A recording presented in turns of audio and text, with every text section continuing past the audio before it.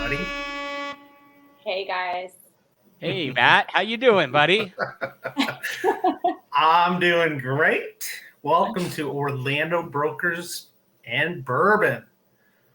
We are excited for this podcast this evening. This is our initial one, the big one. Woo! Let's take an introduction. I am Matt Allen. I am Lauren Foley. And I'm Bo Julian. Welcome. Together, we're going to dive into the latest trends and insights in the world of real estate, bringing you entertainment, expert opinions, Mr. Julian, and insider knowledge. And of course, we're going to be all sipping on the best bourbon that we could find in our cupboards. Woo! Cheers, everybody. Cheers. Cheers. So what's going on, everybody? Another day in paradise, Matt. We've been out doing some real estate today. Yeah, good. I'm glad. to hear it. How about you, Lauren? What's happening? Nothing, just watching my ice here melt away and taking a couple sips here. Our listeners need to know it's taken us a minute to get started here for our first pod. I am technically challenged a little bit on this, so I'm trying to figure it all out. So you guys just need to bear with us. Tonight, we're going to just kind of talk about real estate. We've got a couple of insights we're going to give you, and then we're going to just kind of share some stories and try to have a good time. Yeah, let's do it. How about the bourbon, guys? What are we drinking tonight? What's everyone drinking? Yeah. So tonight I'm drinking Old Forester. Ooh, good choice. 1910. Have you ever had that one? What is it called? Old Forester 1910. Okay. No. So they have 1910. They got 1920. They just came out with 1924 too.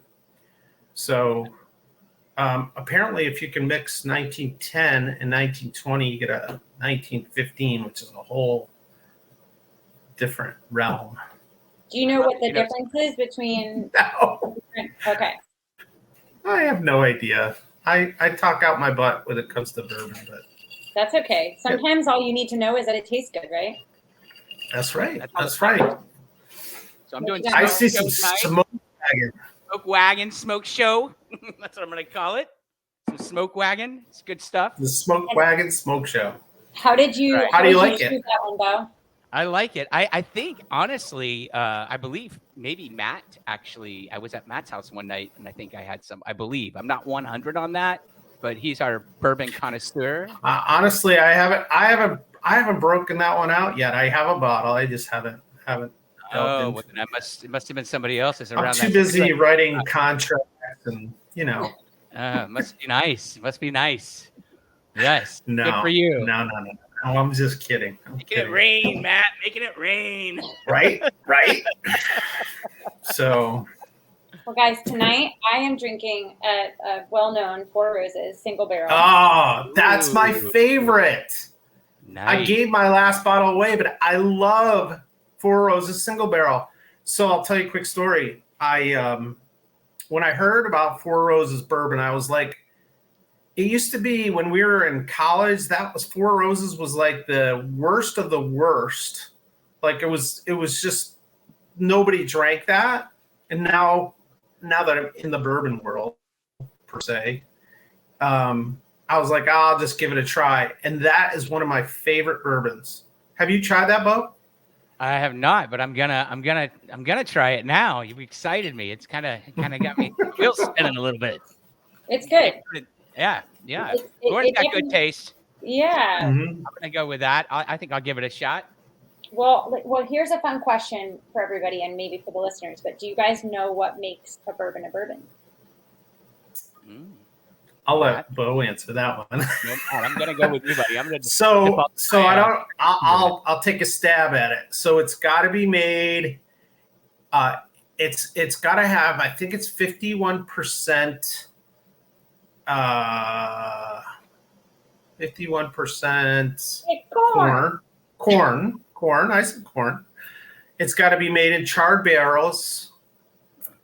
And it has to be aged, I think, 3 or 4 years. I'm not 100% sure on that one. Yeah. But the misconception is it doesn't have to be made in Kentucky.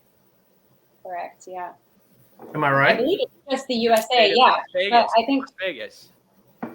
Right. I was actually reading about some bourbon that I don't remember the name of it, but it won like an award recently, and they actually like grew the corn and stuff here in the U.S. I think in like Kentucky or something, and then they aged it in barrels over in the U.K. So it's kind of like a European take on a classic American bourbon.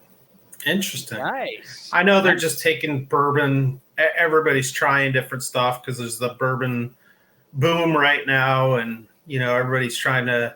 It's the funniest thing when there's an allocation that comes out, and if you're in any of the Facebook groups, as soon as that allocation comes out, everybody's posting, and by the time it gets to you, there's nothing left anyway. So, but it's kind of comical to get your Buffalo Trace, your Blanton's, E.H. Taylor, that sort of thing. I love Blanton's.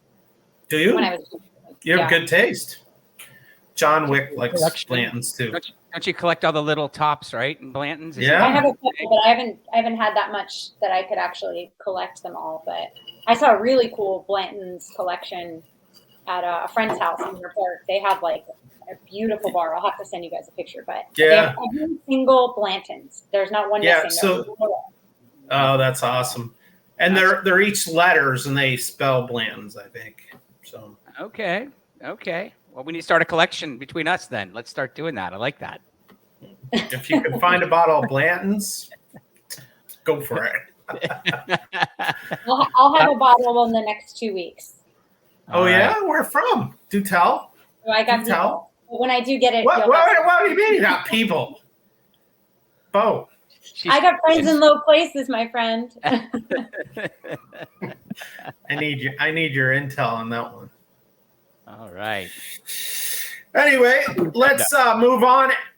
One of the topics that we're going to talk about is what is happening, what is new coming to Orlando, and our resident host, Lauren, is going to share with us some things each episode, things you may not know that might be coming to Orlando, things that either it's new restaurants or new hotels.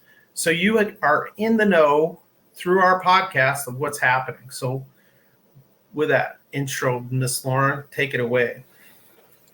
Yeah, so I don't know that I would pride that I'm always in the know of everything, but I do take interest in things that are happening because I like to do fun stuff. So fun stuff. You're young. I'm in bed by 8:30. What did you say? Fun stuff, Foley. You need to change that in your that name. Is classic. Fun stuff.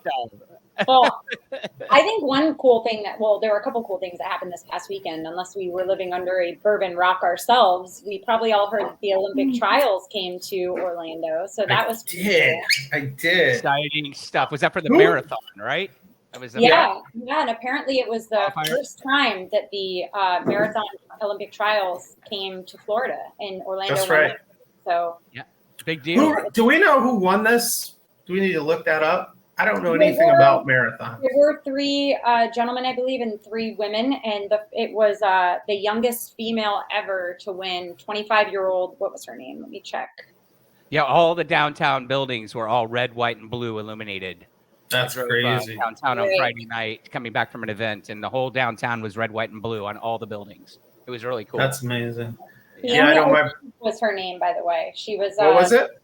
Fiona O'Keefe. She was the youngest woman ever to win the trials. Wow. I wonder what her pace was. Oh, I don't remember that.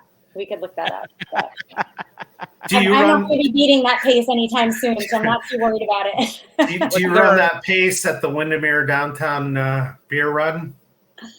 Oh, no.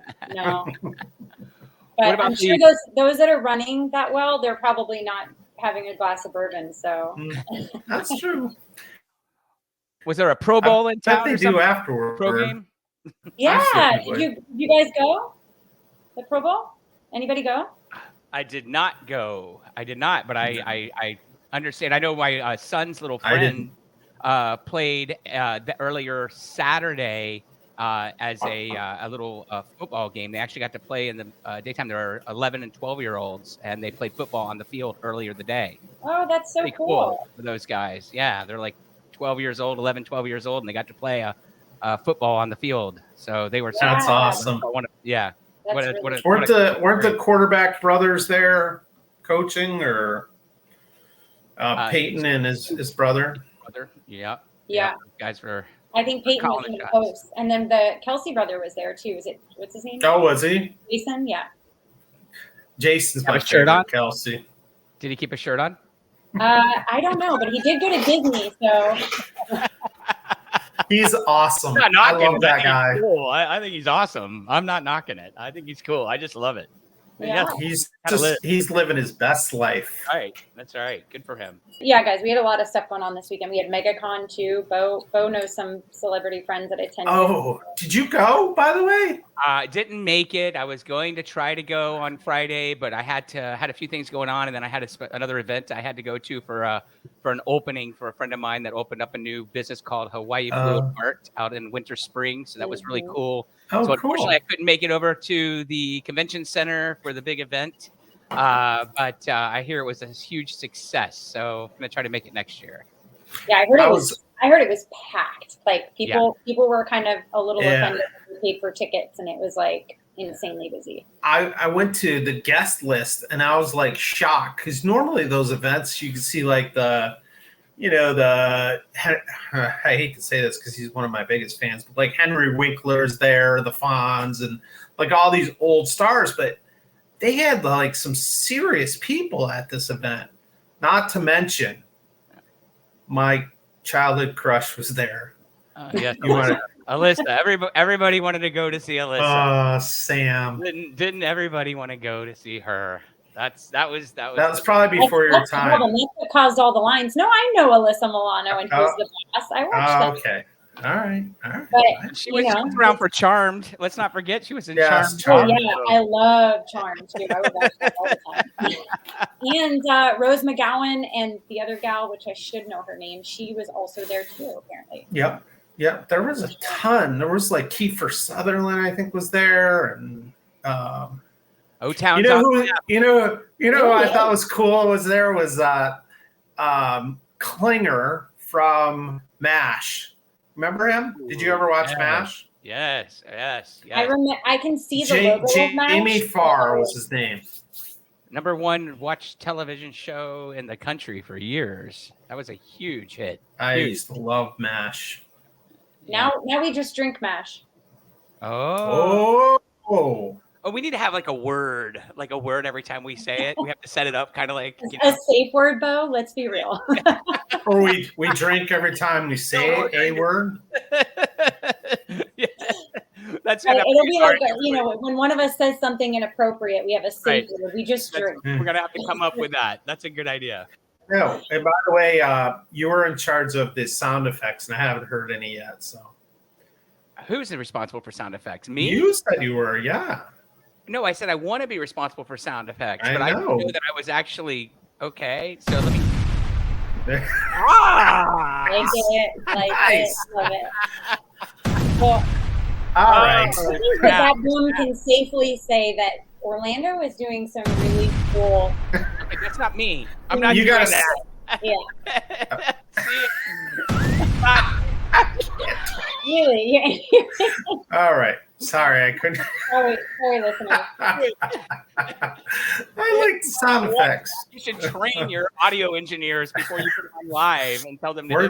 Obviously we're not paying them enough money, so I need a raise.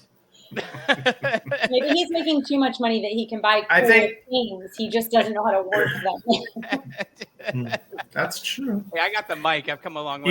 You gotta hit start and stop if you're gonna use the sound effects. Yes, thank you for telling me that now. Thank you. Yes. Sorry. My bad. Keep us on track here. We're looking towards the future, and there's some more cool things happening this weekend. Keep us going. If you like animals, Paws in the Park is super fun. That's this Saturday at Lake Eola. If you've never been, it's really cool. They have like a little thing to like dock dive for your dogs. They can chase like this moving, I don't even know what they call it, but it's like a target that runs around and the dogs can run. There's contests, there's food trucks, of course, there's beer, wine, all the drinks you could possibly want, sodas for your kids. So that's this weekend. That's like Saturday, the 10th.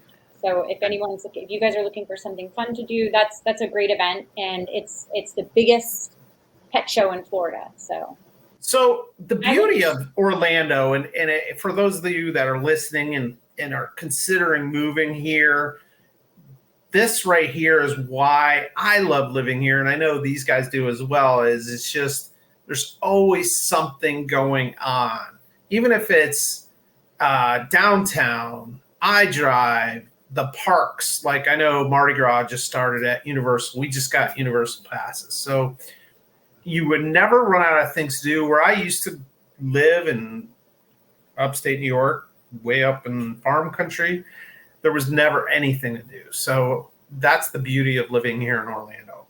The most fun city in the country, they say. There's never been bored. That's right. It is. The happiest place on earth. Happiest place on earth. Number 1 tourist destination in the world. Right. There's a reason. We've got parks, we've got restaurants, yes. We've got bars, we've got events, theme parks, music, we've got oceans, basketball. We got it all. We got basketball. Yes, we do have some basketball. We tried basketball. Yeah, they did. They had a pretty good season this year. A little. They're working on it. Do you guys think we'll get any other sports teams? Like I know that they're talking about baseball and the Dreamers. I don't know why we always have to be related to Disney. I don't know, but I think I want to get more into soccer. That's my big thing. Yeah. I want to go to more games. It's crazy. I know Bo's been. Have you, Lorna? You go to soccer too? I haven't been to the. It's nuts. It's so much fun. Especially the section where they all stand at the end and they just sing and pound on things the entire game. Boom, boom, no joke. They don't stop. They just keep keep banging on stuff the entire game. 3 or 4 guys, girls deep. They line up, and every so many minutes they swap out, but they never stop. All they do is just keep rotating. It's very, very cool. It is cool. Yeah, I think soccer or football, as they say, football. That is it's a high energy sport. It moves quick, and I think the fans do too. It keeps everyone on their toes. That's right. Yep. Good stuff. Yep. Good stuff. Awesome. All right. We got to talk about what are we talking about? Some real estate, I guess. That would be something we might talk about. We probably should talk a little bit about real estate. As long as it's a real estate podcast. Do we classify ourselves as a business podcast? Sure. Yeah. Okay. Why not? Let's go with that. Yep. Sounds good. So I guess, I'll kind of start it off as far as what I'm seeing in the market and kind of, the challenges. I think everybody's kind of aware of what's happening, and this is nationwide. It's not just in Orlando, but everybody's using the terminology lock-in effect. Have you heard that one? Lock-in effect? Yeah, lock-in effect. And basically what it is anybody who owns a house is locked in. And you know what's happening. It's just that's the terminology I guess everybody's starting to use is 82, I get the stat, 82.4% of homeowners have rates below 5%. 62% have rates below 4%. Now, when you're looking at the market, and let's say you're a seller and you want to sell and buy something else, the challenge comes is I'm going to sell my house. I'm going to get rid of that. Let's just call it a 4% interest rate. I'm going to have to buy something more expensive. And then I'm also going to have a rate right now. I don't know what the rates are today, but let's call it 6.5%, 6.7. So when you look at the thing that everybody looks at, right, is the payment. What is my monthly payment? That significantly goes up based on interest rates and appreciation of houses. Now, we're all sitting on a bunch of equity in our houses, which helps. but it's that Homeowners. monthly. Homeowners. What's that? If you're a homeowner, yes, it helps. Yes. So that's the challenge we're running into. They call it the lock-in effect. People just don't want to move because they don't want to lose that rate that they currently have. So that's the biggest challenge I'm seeing in the market. But I am seeing some movement here over the last few weeks since we've kind of gotten past New Year's. Inventory just creeps, but it's starting to go in the right direction. We're seeing it going up. But again, the numbers are a fraction of what they used to be. So how about you? Are you seeing prices? Because I'm seeing the same thing, but I'm also seeing prices not changing. As a matter of fact, I'm seeing them still high, and if not, even pushing the envelope or ceiling even a bit more, particularly for homes that are turnkey. Yeah, and 100%. Moving very quickly. So the good stuff is getting gobbled up, just kind of like it did before. Not quite to the frenzy, but I'm seeing definitely. Anyway, those moving. So it's kind of interesting. It seems like the buyers that were ready to buy are ready when a nice home hits the market, something that's ready to go and it doesn't require so much upfront money. Right. That they're taking those listings as soon as they kind of come. Yeah, gone are the days, I think, of people paying top dollar and then shelling out another 100 or 200 or plus thousand to fix the houses up. Nowadays, because of the rates going up and the payments going up, I think they're willing to pay the higher rate, but not come out of pocket cash additional after putting the money down on the house. So they're paying top dollar for them, but so they don't have to do the work and pull the cash out after close. In addition totally agree with that. 100%. That's exactly what I'm seeing. The move-in ready houses are moving extremely fast. As long as they're priced appropriately, because I've seen some that are like so over the top. Those aren't particularly moving, but. Right. Yeah, that's I just did a seller, the make me move seller, right? Make me move. Yeah. Right? It's Right. worth whatever. And they want 10, 15% VIG, maybe more, right? 20% VIG. Yeah. So that's kind of what I'm seeing as far as the market. I guess you guys are seeing the same thing. And one of the segments we're going to get into is we kind of do a fun little guess when we think the interest rates are going to drop to, and we just picked arbitrarily when are they going to go below 6%? And we're going to take the short straw. We're going to take bets on it. What month are they going to go down below 6%? And then we're all going to put some money in a pot to buy bourbon, obviously. Oh, geez. Let's see. Oh, that's what I was hoping to see. Those got his magic. This is the magic ball. $100 million question that I've been asked for the past 28 years of my life. Everybody asks that question. We don't know. I mean, they said they were going to take 4 to 5 reductions this year, but then now they're saying that they're holding back because of Q3, Q4 is the story. Q3, Q4, right? Before we said Q2 probably. Now they're saying Q3, Q4. Right. What do you think? I mean, so here's the fun part, and nobody knows and everybody guesses. So today we're going to guess. I'm going to write them down so we all have them, and then whoever wins will have a special award for on the next bottle of bourbon. At that particular. There we go. There we go. Okay. All right. So ladies first. So what are we betting on here? Month. That they're going to go below 6? Below 6? Below 6, yeah. Ooh, that's a different animal than what I was thinking. I don't know that that's even going to happen this year. If it did happen, I would probably say much later in the year, maybe quarter 4. Mm-hmm. You got to pick a month, Miss Lauren. Oh, okay. I will say November. Darn it, you stole. Wait a second. That's not fair. Then I'm going to say October because I get choice 2. Okay. Because I'm going to say right before election is what I was going to say. There's going to be some massive movement. They'll probably do like a 3/4 spread right before the election because Biden, is in office. And so I'm sure not talking politics. But the incumbent always wants to do a favorable thing. Oh Lord, we just skated by that. Everyone plays the political game, so they all want to look. I'm just saying, Democrat, Republican, whoever's in office. I'm not throwing any shade. I'm not throwing any shade. You're a lovely Democrat. So I'm working on it. But So yeah, that's my guess. But I don't know about. I agree with Lauren. I don't know if it's going to go below. I don't know about 2024. That 6 number. I mean, it's a and it might possibility. not. It's a possibility. Like Lauren said, maybe like December before that would happen. But Matt, what is your choice about that? I guess that you saw the pick. So I'm going to go aggressive. I'm going to say August. Okay. August. Yep. August. He's Mr. I played Price is Right. Optimistic. Where's my? Let's spice it up. If it goes below 6, where do we think it would go? No, I have no idea.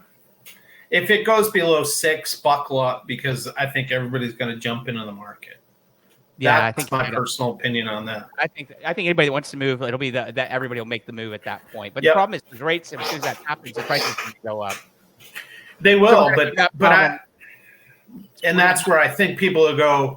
All right, so prices are going to go up. Now is my time because I don't think it's going to happen again. They're going to try to time it, but the problem is they're going to have to sell and they're going to have to buy and they're going to want more to buy. And that's I don't know. People are going to play the game. Some people might get lucky, some might not. I don't know. It'll be an interesting scenario, that's for sure. But still, we won't be switching over till when is inauguration? Like in January, like mid-January or something like that. Yeah, first or second week in January. So when do the commercials start? Tomorrow? I think we're ready to start them pretty quick. Yeah. I haven't received any mail yet, so. I get my text messages. So do you think I've received email? I mean snail mail. I haven't received snail mail. Oh, okay. Do you think inventory is going to keep going up, or do you think the inventory is going to decrease throughout the up till Q3, till elections, basically, right? So we're all kind of saying that's going to be a game changer. So do you think inventory is going to go up or down between now and then? Who are you asking? Yeah, both of you. I would say, and I'm watching it weekly, daily. It's creeping right now, but it's done this in the past, and it kind of pushes back. Like December, everything kind of dropped, and people were taking their houses off the market because of the holidays. And I think that we're going to continue seeing that roller coaster up and down, up and down. I don't see us having a significant amount of inventory, which is kind of a catch-22 because I think it's maintaining pricing. If we had a ton of property on the market, I think prices would be dropping. But because of that supply and demand issue, it's maintaining. So although it's hard for buyers, I think it's maintaining the integrity of the market where we're maintaining those prices. Yeah. I think you're probably right. I don't know. It's going to be election years are always so strange in real estate. Yeah. Historically, the market kind of falls down. I don't think that's going to happen this time. The funny thing is, I say the real estate market. Now, I learned this at a financial dinner last Monday night that I went to. And I didn't realize this, but do you know that the average return on the stock market during an election year is 12%? Wow. Didn't know that because I'm in real estate. So much on real estate, and it always dropped down. Apparently, in the stock market, there's an average, and apparently over a 40-year, 50-year period, whatever it's been about an average of 12% return on the stock market in election years. Shocker. Did you call the dump truck? Yeah, that's why I'm here with you. We got to get all that money. Let's load it in. Let's go. Yeah. I'm just a squirrel trying to get a nut, Matt. Lauren, you're getting darker. Something happening with your lighting. You're getting darker. Yes, I need a light. My lighting was the sunlight. My sunlight is now going down. See, I changed my light. There, I'll get darker with you. How's that? Hey. Now enters the second part of our. All right, let me grab a light. She's back. One of the other segments we're going to have, we're calling it the Whale of the Week. The Whale of the Week that's well. Hold on. Whale of the week. Hold on. So let's explain what a whale of the week is. It's a high-end luxury home on the market here in Windermere. There's a handful of them right now, but one just went on the market, and Bo's going to tell us a little bit about it. I'm going to show you some photos. All right, you can show me. I would love to know more. What does that mean? Tell me when you tell me when you put it up there. That means Bo doesn't want to tell you a little bit about it. I'm not going to tell you about it, dude. If I tell you about it, you're going to try to sell it. Oh, is it your listing? No, I'm joking, man. I'm just playing around with you. No, come on, man. There's enough money on the table for us all to have a piece of this action. Great. All right, kiddos. Look at that property. Look at that. You flip through the pictures and I'll discuss this beautiful home at 4200 Down Point Lane, located in Windermere, Florida. This 6 bedrooms, 7 full baths, 2 half baths, built in 2001. This luxury peninsula estate is located on nearly 2 acres on Lake Down on the Butler chain of lakes. 14,435 square feet in this beauty, built in 2001. So we're taking offers. It's actually not my listing. Taking offers. But anybody that wants to make an offer, feel free to go ahead and reach out to any of the 3 of us, and we'll be happy to present them for you. I do think, actually, quite frankly, for the money, based on the square footage and the location and the property size, it's actually not that bad of a price. You know, to get 2 acres with almost this square footage of heated square footage, by the way, that's 14,000. That's heated. 14.4. Total under roof is around 17,000. So by comparison, Johnny Damon's house is about 20,000 square feet, and they want $30 million for it. So, you know, price per square foot, you're looking at less than $1,000 a square foot, about $962. So quite frankly, for the property, peninsula, I mean, you've got those views. Look at that. I mean, around 3 sides, just nothing but. Imagine, I mean, when you walk out that point, it's like being in Key West, like the very broad water, broad, wide open water. It really is beautiful. I mean, there's no doubt. And the thing I like about this property is the fact that you don't have to drive through Windermere in the sense of it's convenient. You've got the Windermere address, you've got the Butler chain of lakes, but you don't have that drive into Windermere as much when the traffic is a little heavier. So you're not going around the rotary, you're not waiting in line, you're just you go that way, like, hey, I live over here, but then you take a quick switch exit to the right. Yep. No, it's actually, I mean, honestly, needs some updating. Don't know if you flipped through some of the inside pictures, Matt. If you could please just. I was trying to, you guys. I apologize. The bandwidth is just not allowing me to. That's okay. Well, what we'll try to do is anybody that's interested, go ahead.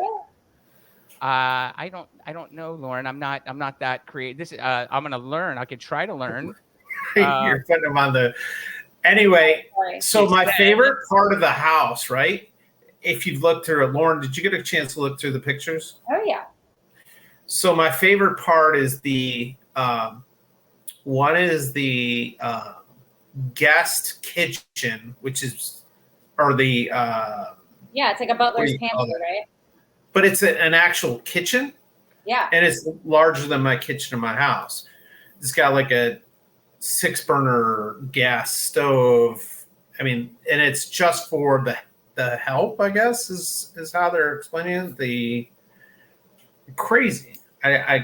So when you own a 13, 14 plus $1 million home, you can afford to have a chef in your house. Correct. We don't know about this, Matt, because this is not the level that we're at yet, but we will. I don't know about you.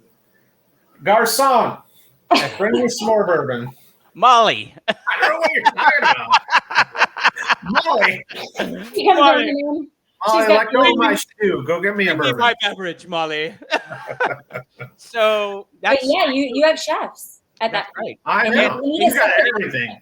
Because when you're entertaining your guests, you don't want your chef. You don't want your kitchen. You don't want your kitchen being a mess when you got your friends over. Right. 100%. A separate kitchen. Mess in the back. You need the staff taking care of all the people that are passing hors d'oeuvres, that preparing, and all the pots and the pans. That needs to be over there. That's not in here where the mix is. And then we can come out and be like, "Oh, look what I cooked."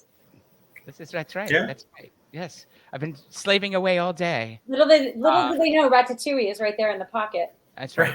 Now back to the house, and then we can move on. I will say, I think the house probably needs about $3 to $5 million worth of improvements to bring it up to today. It's a little cold. You would say that? Well, you would say that high, Bo? It's a little, because I'm going to tell you, you got to think about, you got basically 9 bathrooms that need to be updated, right? You've got 2 kitchens that need to be updated. I mean, a kitchen's probably going to run you around $250,000, maybe or more in the first kitchen primary. Second kitchen's probably another, $7,500 in the chef's kitchen. You got 9 baths. I mean, the master bath alone is another probably $100,000. All the secondary baths are going to run you $30,000 to $50,000. So do the numbers, add it up, pool, just doing some updates. You're going to need probably about 5 AC units. New roof probably coming up. It's 2001. My guess is they haven't put a new roof on it. That's going to run. You're probably being a downer. Stop it. No, I will say this is where beauty is in the eye of the beholder, and that's being real, baby. It's just being real. It's okay. I look at this house and I say, I think it's got some timeless quality to it. It does. It's beautiful. Timeless. It's got That's my favorite description word. Timeless. Yes. Yeah, it's got some. Travertine is timeless.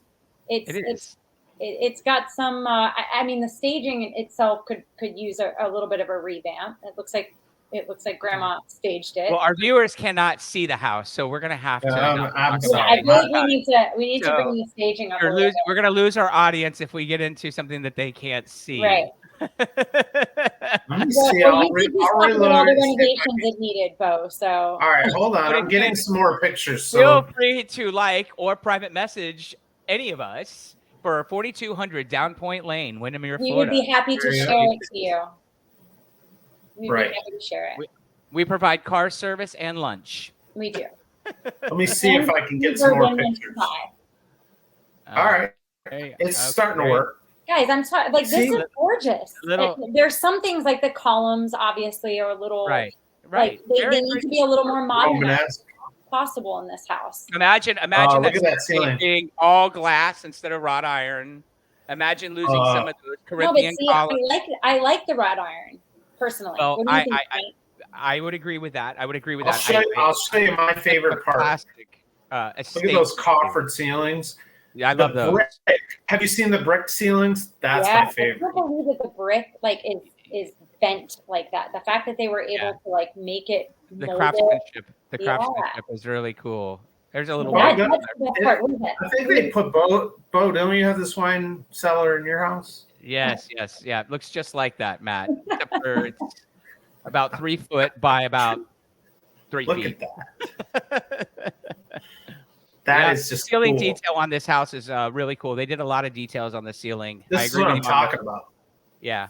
So maybe it needs an update, but I mean that's probably an $8,000 to $10,000. That's commercial grade right there. That's a Viking. Yeah, that Viking like $30,000-$40,000 for that cooktop. Yeah, with that commercial grade oven and.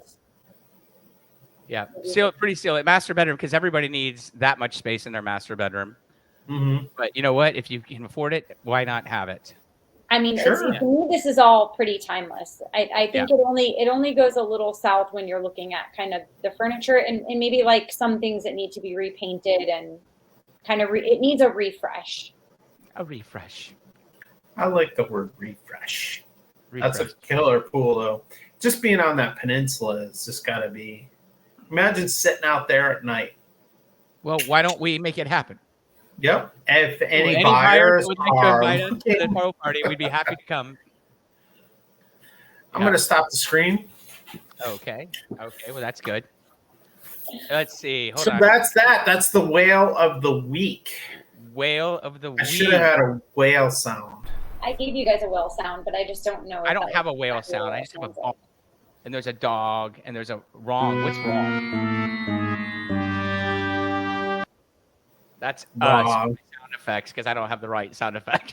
That's the sound effect we should have played when you talked about all the updates that house needed. Yeah. Yes. Well, I'm going to work on this as we get better. We're going to get better with time, kids. Don't go away. Right. Don't let us. That's right. Yep. We're just kind of like this bourbon. That's right. We need to age a little bit. Not in actual years, just in time on the pod. We're still gonna Right. moisturize. We're gonna moisturize. We're gonna do a little bit of homework. Maybe talk more intelligently. We're gonna try. We're working on it. Anyway. So So guys, anything else that we have on the old docket today to talk about?